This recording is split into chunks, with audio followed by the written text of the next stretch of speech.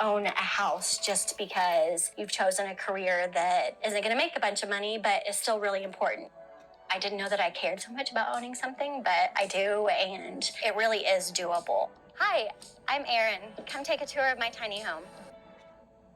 Right when you walk in, it looks really spacious. The ceilings are 11 feet tall. It looks like you're in something much bigger than 399 square feet. Another thing that makes this place look spacious is the floor-to-ceiling windows. And also the double doors that are right here, they can actually open up, and this can be one whole space that leads from the kitchen all the way out into the patios. Like on a nice day, company can be indoor and outdoor. I like to entertain and host and have people over. You can comfortably sit at least 5 people in here. That was important to me. I picked this couch because even though it's considered a love seat, it looks a little bit longer because of the lower sides here. The space allowed for me to have an extra chair and then also have these bar stools here. Another thing about this particular model is that it has the ceilings that are these pine planks, which also make it feel cozy. About a year ago, I was still living in an apartment in Austin. I was ready to settle down and find something a little bit more different and permanent. As a single person in education, I didn't think homeownership was going to really be in the cards for me. This has given me a whole new meaning of part of my life. It's been a great transition. Overall, the living room is both spacious and cozy. It's a great place to gather with friends or just cuddle on the couch and read a book, watch TV, that kind of thing. So now we're done here in the living room. Right behind you is the kitchen, and I'm going to show you that next. Welcome to the kitchen.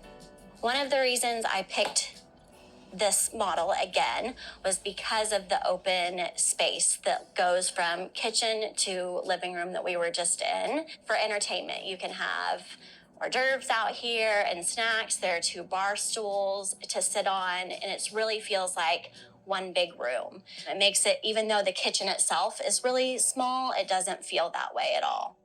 Moving from an apartment with a bigger kitchen to this smaller space, the biggest adjustment really is just the cabinet space. Because I have the full-size appliances and I have this big counter space, really, there's nothing that I would change there as far as the model that I picked and all of those things because of the openness, and I don't feel like I can't cook. One of the big things that I had to learn is that I have to change the way that I shop for things, buy what I need, not necessarily what I want, because I just don't have the storage here in a tiny space. Saving lots of money, again, back to affordability of living in a tiny home. It helps with that mindset when I go shopping or whatever it is, that a reminder of, yeah, I might want these other things, but I don't need them. I don't have the space for them, and therefore I'm not spending that money that I might spend if I lived in a bigger space. I have this open shelving rather than cabinets for things that are a little bit prettier. I wanted to make sure out here on display. All of the appliances in here are full size other than the dishwasher. Some people will take the dishwasher out and end up putting in more cabinet space, but I decided to keep the dishwasher, and I was able to just cut back to what do I really need. And then, like I said, full-size appliances still. So a full-size microwave, oven, and stove. And then we have a full-size fridge. There's a lot of storage underneath the stairs here. One is the fridge. The other is our pantry, essentially. I hung these racks here that have all of your spices. There's easy access from, if I'm cooking here. Great use of storage space under the stairs. Overall, the kitchen is a great space for entertaining, and I wouldn't change anything about it.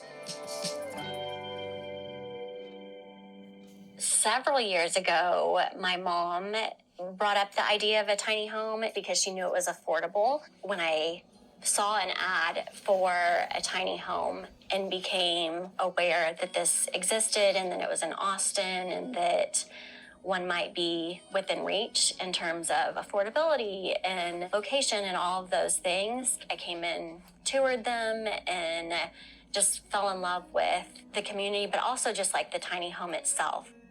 I'm in education, so I thought affording a house would be impossible. Yet I found this place for $143,000. The lot rent is $750 a month, so mortgage plus lot rent is really doable. It's comparable to the apartment prices in Austin right now. A tiny house, everything is smaller, including the amount that I have to spend on upkeep. Same thing with electricity and utilities and stuff like that. I probably spend about $100 a month total or under. Utilities would be at least double in a regular house. Here, I don't have to pay property taxes. It's something that's really doable on a single income, which makes tiny home living really attractive and doable for someone like me. Welcome to the bathroom. Just because we're in a tiny home doesn't necessarily mean that we have to have a tiny bathroom. We have plenty of space here. The shower is full size, just as it would be in any other house or space, which is nice. It has glass doors here, which make it even feel a little bit bigger in here. I have a large vanity here. The counter goes all the way around, so there's plenty of space for all of your toiletries or whatever you might need in the bathroom. I have plenty of cabinet space underneath the sink here, as well as over the toilet. Then I painted the cabinets to also pull in that open feeling with cozy. In this bathroom, we have a pocket door, which helps for the whole space issue. There's no swinging door that's going to take up space and allows for privacy and functionality. Now let me go show you my laundry. I have a regular size stackable washer and dryer. Not all tiny homes are able to fit a washer and dryer. One of the many things that I love about my particular home is that there is the space for that. It also speaks to the affordability piece, and that I don't have to go to a laundromat and spend money to go get my clothes cleaned. Everything's right here. Next to the washer and dryer, I have my utility closet, which has all of the things that I need for laundry.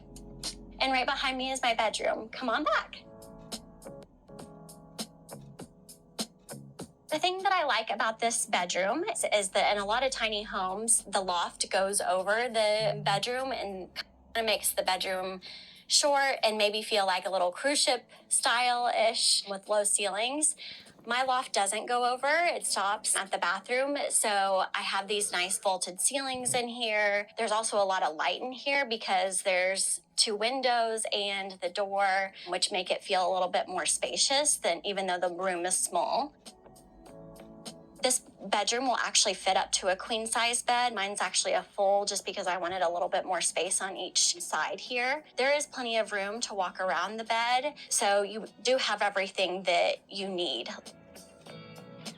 On this wall facing opposite of the bed, I have 2 built-in closets with these barn doors.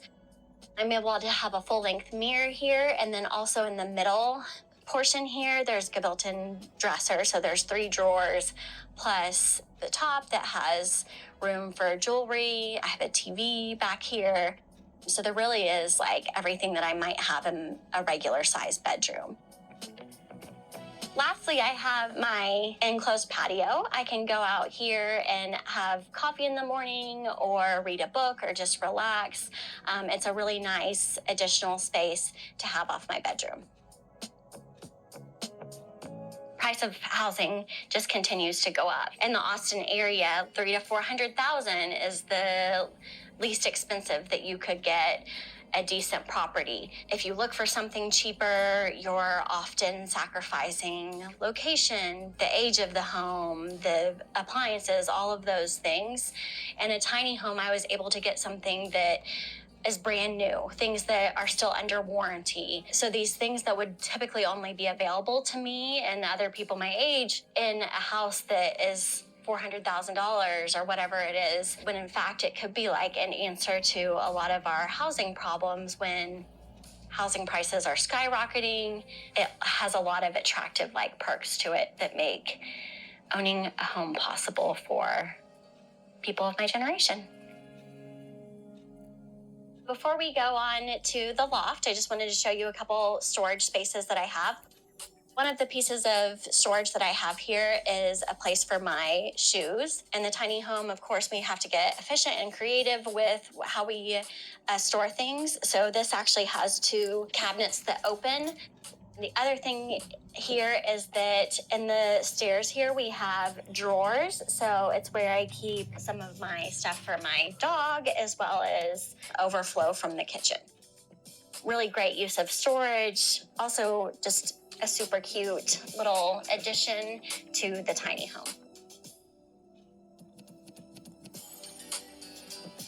Welcome to the loft.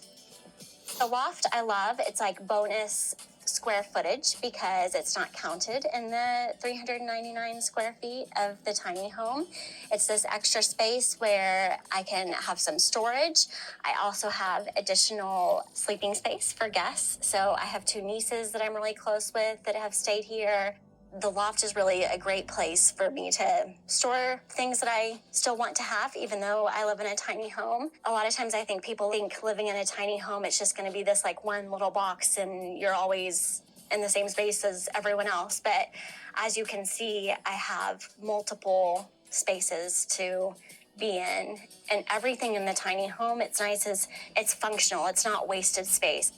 It gets used like all the other places do.